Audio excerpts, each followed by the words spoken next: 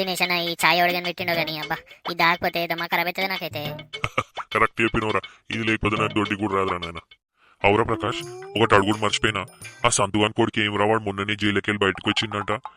వాడు అప్పుడే పెద్ద బంగ్లా, పెద్ద పెద్ద కార్లు, పెయినిండ బంగారం, ఎట్లా రా ఇదంతా? అమ్మో వాడా పెద్ద లంగరావాడు.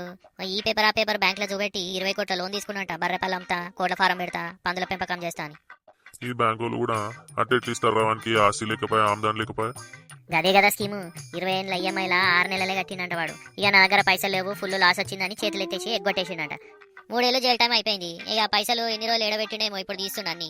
ఇక నా రియల్ ఎస్టేట్ లో సంపాదించిన అని చూపిస్తాడు. కేసు క్లోజ్, కథం. అవురా ప్రకాష్, నాకు ఎందుకో డౌట్ వస్తుంది. వాడు మీ ఓన్ తోటే తిరిగిండు కదరా 3 ఏళ్ల కింద. థట్ నీ నీ ఛాయ్ అయిపోయిందా? నాడు ఇంటికి పోదాం. నువ్వు దగ్గర ఉండి రియోపన్ చేపించేటట్టున్నావు కేసు. అరే జైలు పోతే పోయిండు గాని లైఫ్ సెట్టిగా బాగానే ప్లాన్ చేసిర్రో మీరు. అదే అది వాడు. నీ అవన్నీ నీకు ఎప్పుడే తప్పైంది నర్రమైనడా.